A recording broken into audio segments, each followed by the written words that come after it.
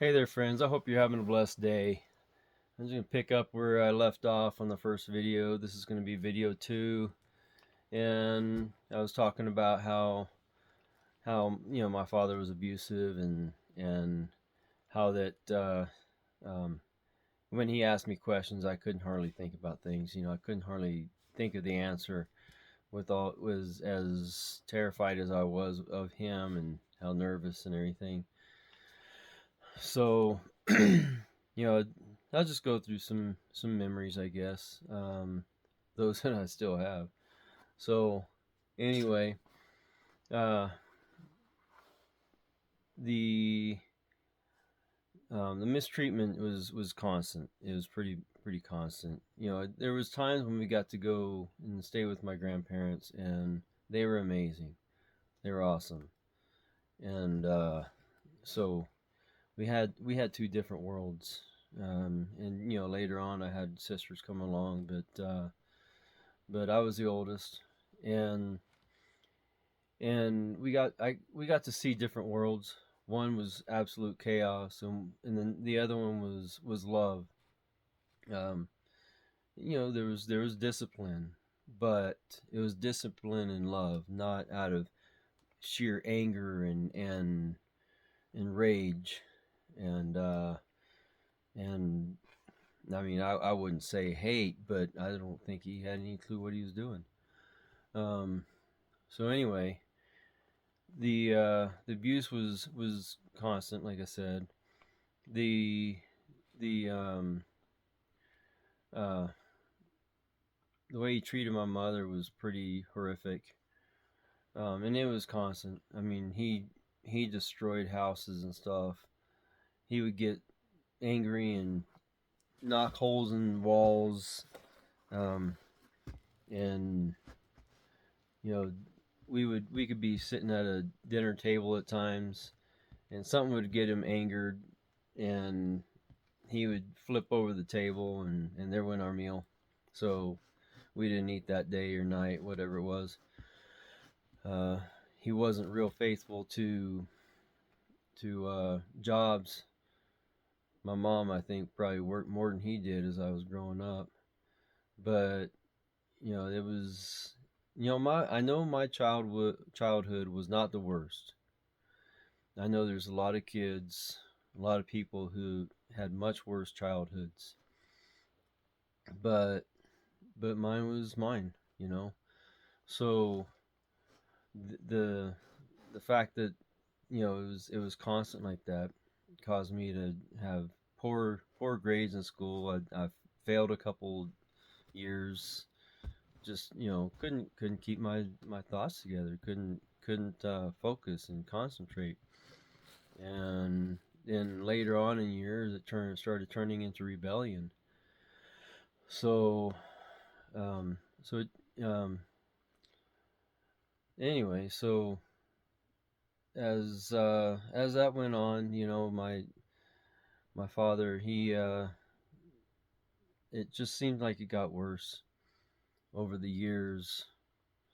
He even apparently moved in another woman into the house at some point and wouldn't let my mother leave. But he was a very controlling, very violent person.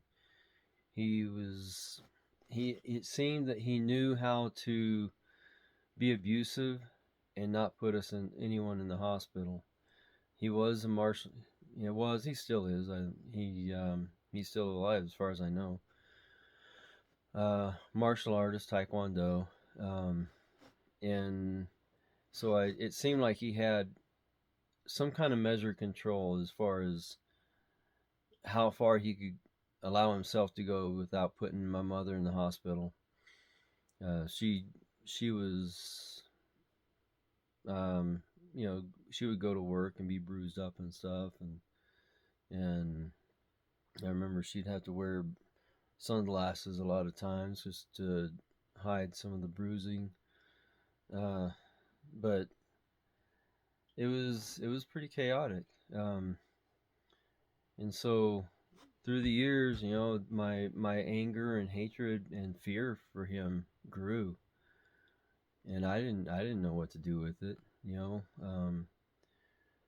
But when I was with my grandparents, there was love, and and part of that love came from the fact that they went to church and loved the Lord.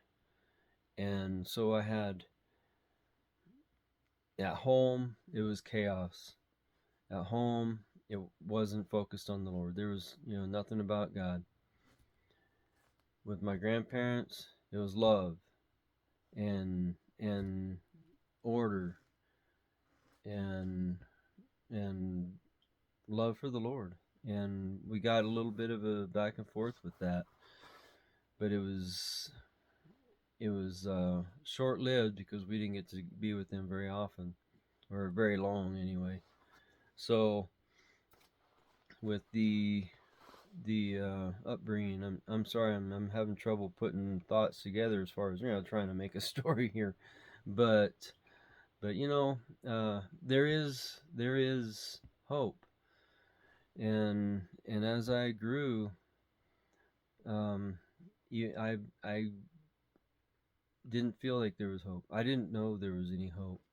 I wasn't given any kind of um, uh, verbally. I was never given any hope outside of my grandparents. But I had people say you'll be just like your dad, and that terrified me. But anyway, so typically when I'm talking to people, I don't have as much trouble talking about it. But here on this video, it's just it just doesn't feel like it's coming together. But it may be extremely boring, but I hope through this series of videos I'm able to encourage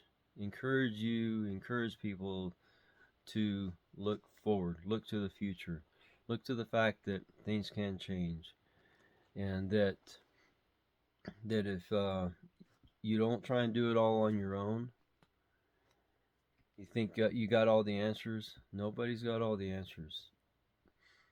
I see too many people. They think they got it all figured out, but their lives are falling apart. But they'll figure it out all on their own, and it's not like that.